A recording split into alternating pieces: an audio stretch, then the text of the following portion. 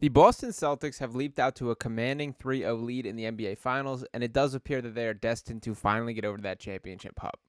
That is something that nobody is happy about, and at the top of the list is Joel Embiid, as he took to Twitter to voice his opinion and give his thoughts, which I do think was a bit of an interesting question.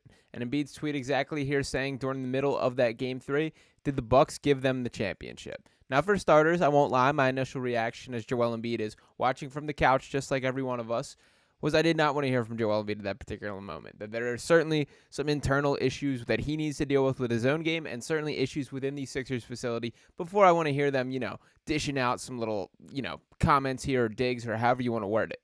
But there is some credence to what he's saying here, and what specifically he's talking about is the Drew Holiday trade. And to bring up the Drew Holiday trade, obviously there's a lot of ties to Philadelphia. That Drew started his career here. He was the trade that triggered the entire process in that deal in which they sent him to the New Orleans Pelicans in exchange for Nerlens Noel. That was the first step in blowing things up. And of course, him finding his way, elevating and leading two of the Sixers' primary just rivals to championships, that being the Milwaukee Bucks and the Boston Celtics. Now, this move particularly that Joel Embiid is referencing in this tweet, it all started with the Dame Lillard trade, which was the biggest news of this year's offseason. And that deal being the Bucks getting Damian Lillard in exchange in the three-way deal in which the Trailblazers walked away with DeAndre Ayton, Toumani Camara, Drew Holiday, a 2029 first-round pick, and two first-round pick swaps, while the Suns walked away with Grayson Allen, who was terrific this year, Keon Johnson, Nazir Little, and Yusuf Nurkic. Now, Drew Holiday, obviously the biggest chip that the Bucks did give up to bring in Damian Lillard, and we did see how things deteriorated and did not work out for Milwaukee this year. Now, health was the driving reason for that, along with Doc Rivers, who's an entirely different discussion point, and I do think is one of the Sixers' biggest advantages moving forward, is I do not think that man is capable of coaching a championship team at this point in time, and I will be diving deeper into that, particularly in tomorrow's video. But I do want to talk about the Drew Holiday piece. So at this point in time, you know how the NBA is, that you have to give to get, and that is the problem with so many of these trade proposals or trying to get a deal is, you got to make it worth for both sides for the trigger to ultimately be pulled. So Drew Holiday was sent out and ultimately kept in limbo for a couple days with the Portland Trailblazers. And then came the trade that really was the backbreaker here. That being that the Celtics getting Drew Holiday in exchange for Malcolm Brogdon, Robert Williams, a first-round pick in 2024, and a 2029 first-round pick. Now, obviously, two first-round picks and two pretty solid players. I'm a big fan of both Brogdon and Williams is a lot, but you see the impact that Drew Holiday can make. And that was what Joel Embiid was referencing with, did the Bucks give them the championship?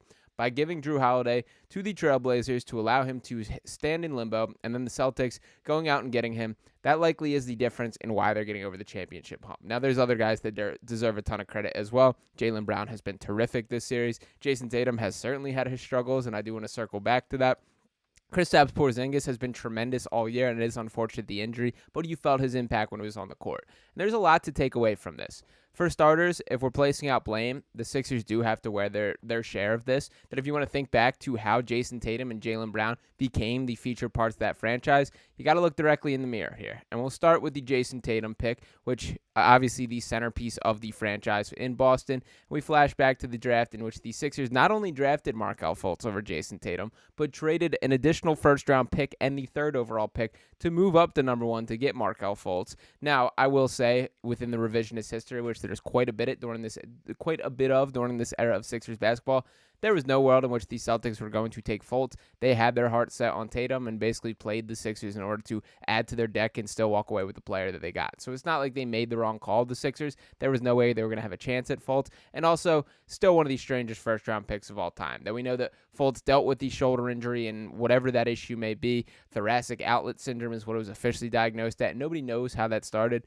Markelle Fultz was cold in college. That was absolutely the right pick in theory. It just did not work out and is still one of the stranger stories in NBA history.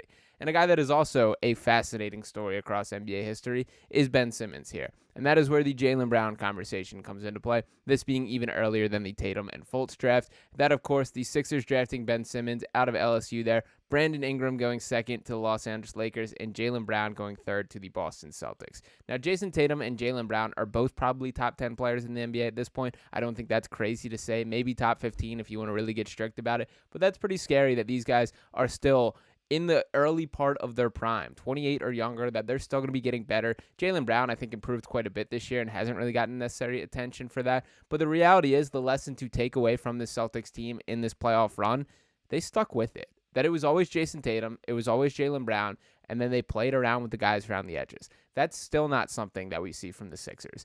And to talk about, did the Bucks give them the championship? Well, that should be a message to Daryl Morey right there, that is possible, that the moves around the margin, it is very rare that the superstar swing is the difference in a championship. For the most part, every player or every team has their superstar or superstars, and it's about the pieces that can maximize the team around him. That for this Celtics team, and if you pin me down right now and ask who I thought was the Finals MVP, my personal opinion, I think it is Jrue Holiday. I think he led the team in scoring in Game 2. Defensively, he's been unbelievable. He's a large reason why Kyrie Irving struggled in Games 1 and 2, as well as bothered Luka for stretches. Obviously, not as great of a game in Game 3, but his impact was still felt. I do think Jaylen Brown will likely be the guy that is crowned it. But it is the intangibles, the little things that Jrue Holiday does that has made such an impact in this series. And that is a message to Daryl Morey, that I know the Sixers did show some interest in Jrue Holiday at the time. I don't think they would have been willing to go to nearly that margin with the 2 first-round picks and 2 really solid players. And to call a spade, the Celtics just had more to deal with, that there was no Malcolm Brogdon or Robert Williams sitting on the Sixers roster. We were talking about some package built around, the Tobias Harrises and Furkan Korkmaz and Paul Reed or whatever scraps you're trying to put together to make that happen. So it's not like they had an exact fair chance at it, but the lesson should still be noted. The Celtics went out there and got the job done and found a way to improve their team when it did look like they were stuck on that hump, that there were these conversations. Are Jaylen Brown and Jason Tatum too repetitive? Now, for Joel Embiid here, he's never quite had that running mate, and it did look like that was going to be the case with Ben Simmons. It did look like there was going to be an era of Joel Embiid and Ben Simmons in the way that we are living in the era of Jaylen Brown and Jason Tatum. It did not happen. And now we can't have sour grapes and wish that was the case. You have to react. But when you look through the cycle of options that the Sixers have attempted with, whether it be Jimmy Butler or it be James Harden or it be maybe this up-and-coming Tyrese Maxey, then I do think that is what the Sixers have to hope for. It is Maxey. He's good enough to take that leap, be a number 2, and whoever this third fish is ready to pull things together for this Sixers team. But it is frustrating. And if you want to break any part of down why the Sixers are not on the level of these other teams, the Boston Celtics of the world, the teams that are perennial contenders, why the Sixers aren't there, it's self-inflicted issues. It's mismanaged assets. It's the Colangelo era. It was a owner or a general manager being forced in by the NBA who was too preoccupied running burner accounts and wearing obnoxious collars to actually build a damn good basketball team. Now, the Sixers have to pick up the pieces and keep rolling. That the hand that they have is the hand that they were dealt, and you have to move on from here. But it is tough to look at all this success for other teams, to see them build from the ground organically in the way the game plan was for the Sixers, and the Sixers have fallen short. So for Joel, I feel your pain. I'm not as mad as when it first popped across my screen and thought you were complaining about the NBA Finals when you're sitting in the same exact spot I am. But for Joel specifically, this should be a message to the front office that I don't want this to be calling out the Milwaukee Bucks. This should be calling out Daryl Morey, that it is on Daryl Morey to do better, to build a championship contending team in a way that Joel Embiid truly has never got through his entirety of his career.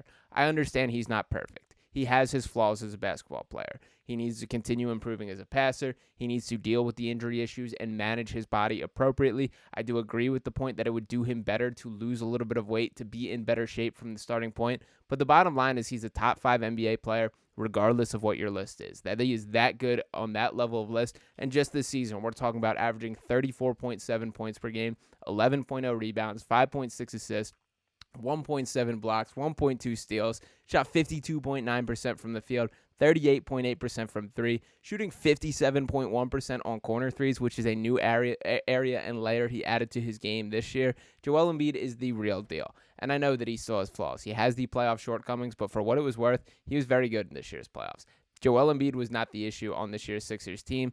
They just got simply beat out by the Knicks, who are another example of team that figured out exactly what they were and embraced it. The Sixers got to find an identity. It starts with Joel Embiid, but there has to be some real looking in the mirror this summer, or the window will totally close with Joel Embiid's future in the balance. We do not want to go down that road, so there's a lot at stake this offseason. So I do think that was an intentional little chirp from Joel to the Sixers front office there. We know that he tends to send a message through his online activities. We know that he wears Troel as his online username as a badge of pride there. So I do think that those comments will be taken in with high regard from Daryl Morey there. Ultimately, We're just one game away from the NBA offseason occurring, and that's when we'll begin to see a bit of how this Sixers puzzle will come together. See them paint the product as they see fit, what these moves that all this flexibility was created for are actually going to come together. It's hard to picture right now, but one move at a time, one addition at a time, one trade at a time, one draft pick at a time, and all of a sudden, this roster could Frankenstein into a true contender. They have to make it happen this offseason. They simply have to, because it has been far too long. Let me know what you guys think in the comments. Are you okay with Joel Embiid sounding off in the way he did and letting those kind of comments fly? Are you frustrated with it a bit? And are you frustrated with the state of the Sixers as a whole? I understand a lot of you are, and I'm right there with you. So appreciate you guys. Make sure to let your thoughts rip in the comments. Drop a like on this video and subscribe to Sixers Digest if you have not. Let's keep the Digest family growing. Got a ton of big plans. We'll be doing a little bit of draft content coming down as we're close to the tip-off of that. We'll have a couple lives throughout the week, once a week with Cliff Jackson, so stay posted for that. And I'll talk with you next time right here on Sixers Digest. Peace.